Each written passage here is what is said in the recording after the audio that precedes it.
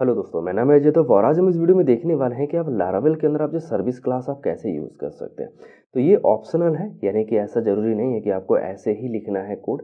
But कुछ लोग क्या करते हैं कि जो भी आपका बिजनेस लॉजिक है वो अपने कंट्रोलर से हटा करके वो क्या करते हैं कि एक क्लास क्रिएट कर लेते हैं। लेट्स से कि सर्विस क्लास होगी और वहाँ पर वो सभी चीज़ें वहाँ पर डिफाइन कर लेते हैं।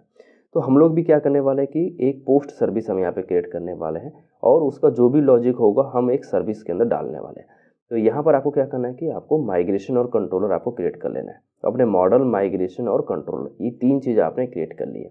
अब इस प्रोजेक्ट को हमें सबलाइम के अंदर ओपन करना रहेगा। तो मैं यहाँ पर इस प्रोजेक्ट को सबलाइम के अंदर ओपन कर लेता हूँ और अपने माइग्रेशंस के अंदर चलते हैं और यहाँ पर कुछ फील्ड्स डिफाइन कर लेते हैं अपने पोस्ट के लिए।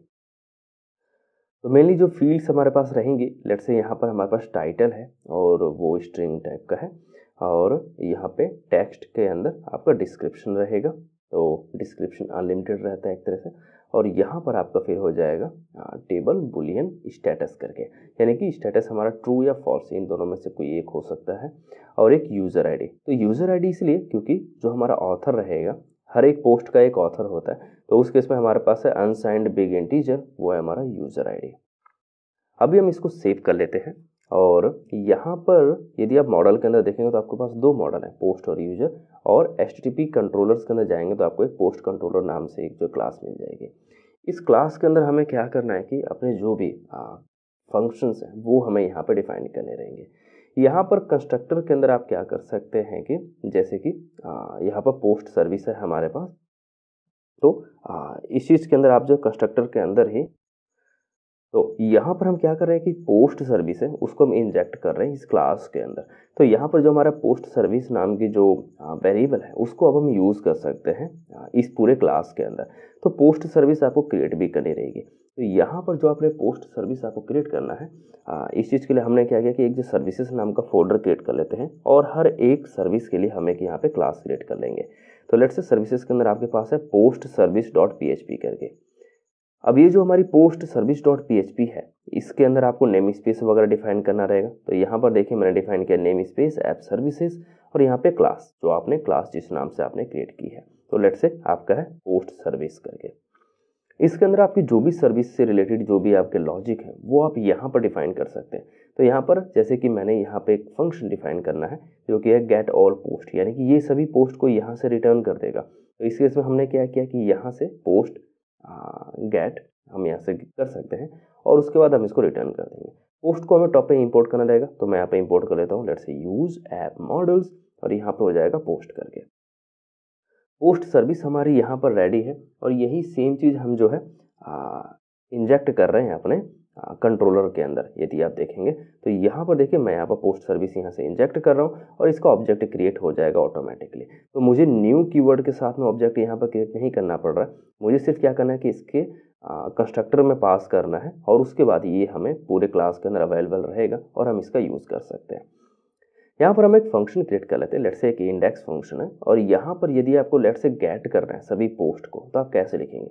आप यहाँ पर लिखेंगे this post service get all post. तो आपने क्या बोला कि पोस्ट सर्विस मुझे सभी पोस्ट ला करके दो और फिर आप इसको रिटर्न कर सकते हैं अपने व्यूज़ के अंदर। तो ये करेगा कि पोस्ट सर्विस का ये वाला मेथड यहाँ से रन होगा और फिर उसके बाद वो आपको पूरे पोस्ट यहाँ से रिटर्न करके दे देगा।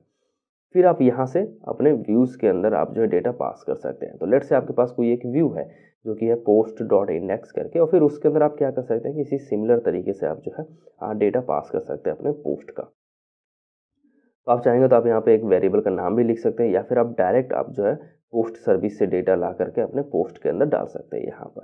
तो कुछ इस तरीके से आप जो कोड लिख सकते हैं अपने कंट्रोलर के अंदर। तो जो भी आपकी फैचिंग की जो चीज़ें रहेंगी, जैसे आपने बाद में रिलेशनशिप आपने पोस्ट के साथ में डिफाइन किया कि पोस्ट के साथ में आपके एक्टिव पोस्ट ही चाहिए होगा या सिर्फ कमेंट्स चाहिए होंगे, तो उस केस में आप क्या कर सकते हैं कि सिर्फ सर्विस के अंदर आपको चेंज करना रहेगा। तो लेट्स से आपको एक्टिव पोस्ट चाहिए होंगे, यानी कि वो पोस्ट जो पब्लिश्ड हो चुके हैं, है ना। तो उसके लिए आप यहाँ पे एक स्कोप डिफाइन कर सकते हैं। तो लारावेल के अंदर आपको एक स्कोप डिफाइन करने के लिए आपको लिखना रहेगा स्कोप और फिर अपने स्कोप का नाम, लेट्स से इस केस में हमारे पास है एक्टिव, है ना। तो यहाँ पे आपने क्वेरी पास की और जो हमारी क्वेरी है उसके अंदर आपने वेयर कंडीशन आपने डाल दी कि जो जहाँ पर हमारा स्टेटस होना चाहिए वो 1 होना चाहिए, है ना।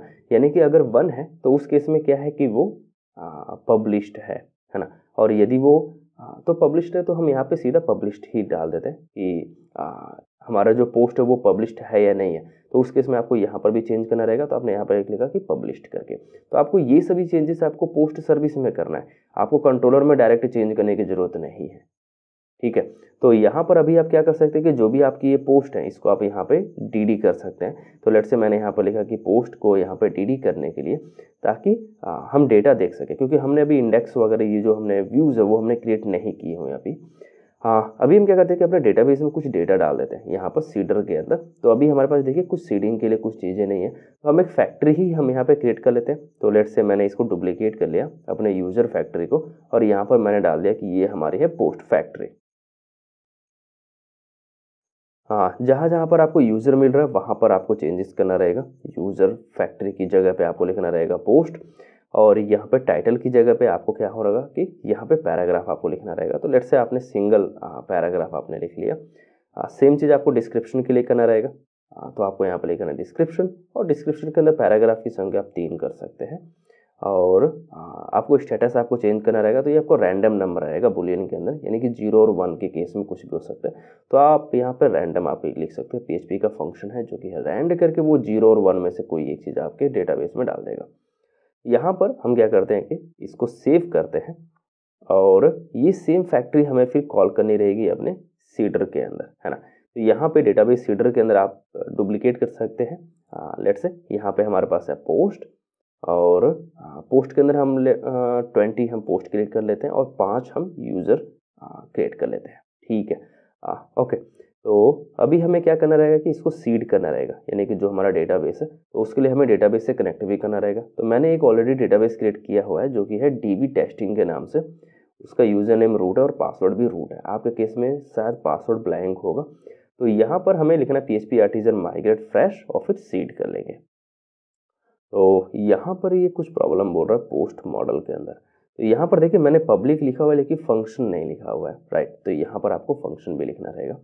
तो फंक्शन कीवर्ड हम यहाँ भूल गए थे। अभी फिर से यदि हम सीड करते हैं, तो यहाँ पर बोल रहा है कि user ID does not have a default value, यानी कि सीडिंग करते टाइम, यानी कि फैक्ट्री में जो भी आप डेटा डाल रहे हैं उस टाइम आपको यूजर ID भी पास करनी रहेगी। तो यहाँ पर जो आपने स्टेटस पास किया हुआ यहीं पर हम लोग यूजर ID भी पास कर देते हैं।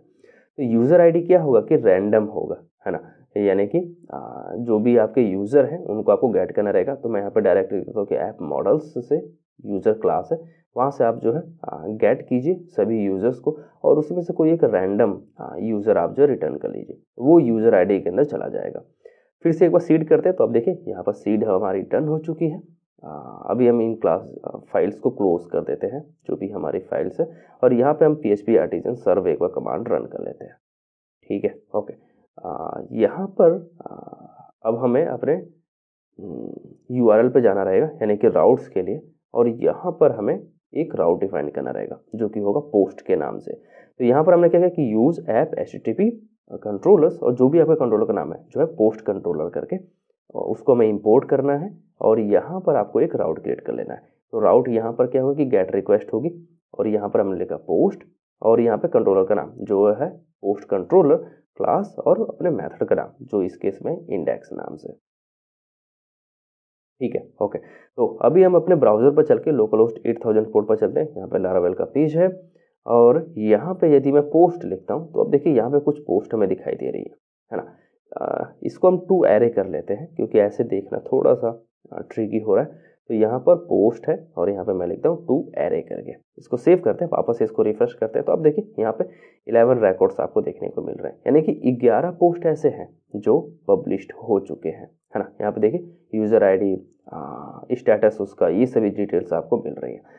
तो आपने क्या किया कि यहाँ पे आपने सर्विस क्लास के अंदर आपने जो भी आपका डेटा है, जैसे कि आपने यहाँ पे पब्लिश्ड लिखा हुआ है, लेट्स से कि आप यहाँ से ट्रू फॉल्स आप पास करना चाहते हैं कि पब्लिश्ड है या नहीं है वो देखना चाहते हैं, तो आप यहाँ पे स्कोप के अंदर आप डाल सकते हैं कि इसकी वैल्यू आप लीजिए, और यहाँ पे जो आपने हार्ड कोड 1 किया हुआ उसकी जगह पे आप यहाँ पे वैल्यू पास कर सकते हैं।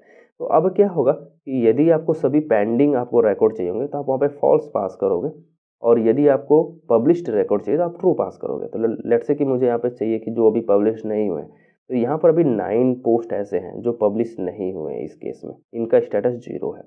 है ना। और यदि मुझे पब्लिश्ड चाहिए तो मुझे वहाँ पर लिखना रहेगा ट्रू करके। तो इस तरीके से आप क्या कर सकते हैं कि ये सभी जो चेंजेस होंगे ये आपको अपने सर्विस के अंदर चेंजेस करने रहेंगे, यानी कि आप डेटा किस तरीके से प्रोवाइड कर रहे हो उस चीज़ में, ना कि कंट्रोलर के अंदर, है ना। कंट्रोलर का काम क्या है कि सिर्फ हैंडल करना जो भी आपकी रिक्वेस्ट जा रही है, और फिर आपकी जो भी पोस्ट से रिलेटेड जो चीज़ें, जैसे कि लेट्स से कल को आपको सिंगल पोस्ट फाइंड करना हो तो आप कुछ इस तरीके से लिख सकते हैं कि where ID is equal to 1, आप मुझे फर्स्ट रिकॉर्ड आप मुझे फाइंड करके दे दो, है ना। तो आप जो ID आप जो पास करेंगे इस जो सर्विस के अंदर, और फिर बोलेंगे कि मुझे इस ID से रिलेटेड जो डेटा है वो आप मुझे प्रोवाइड कर दो, है ना। तो देखिए मैंने यहाँ पे लिखा कि शो के अंदर, और यहाँ पे ID मैंने पास कर दिया, और पोस्ट सर्विस के अंदर आपको क्या करना रहेगा कि गेट पोस्ट करके, सिंपल। तो आपने यहाँ पे लिखा गेट पोस्ट और यहाँ पे ID आपने पास कर दी, राइट। तो अब आपको क्या करना रहेगा कि आपको एक राउट भी आपको क्रिएट करना रहेगा। तो यहाँ पर आपको चलना है web.php के अंदर, और यहाँ पर इसी को डुप्लीकेट कर लेते हैं, और यहाँ से हम इसके अंदर ID पास कर देते हैं, और इंडेक्स की जगह पे हम जो शो मेथड लगा देंगे। तो कुछ इस तरीके से आप क्या क्या कर सकते हैं कि जब आप फॉर्म को सेव कर रहे हो उस टाइम आप इमेज अपलोड कर रहे हो, राइट। इमेज की जो भी आपके फंक्शनैलिटी है वो सभी आपको सर्विस क्लास के अंदर डालनी रहेगी, ना कि कंट्रोलर के अंदर। तो आपका कंट्रोलर इससे क्या होगा कि नीट रहेगा, काफ़ी क्लीन रहेगा, उसके अंदर ज़्यादा मैशी नहीं रहेगा। तो ये सब चीज़ें आप जो है अपने कंट्रोलर के अंदर सर्विस क्लास के अंदर डाल सकते हैं, कंट्रोलर क्लास के अंदर डालने की बजाय। आई होप कि आपको वीडियो अच्छी लगी होगी। यदि इस रिलेटेड कोई क्वेश्चन आपके मन में तो आप कमेंट सेक्शन में लिखिए, मैं उसको जवाब दूंगा। मिलते हैं वीडियो में, तब तक के लिए बाय बाय।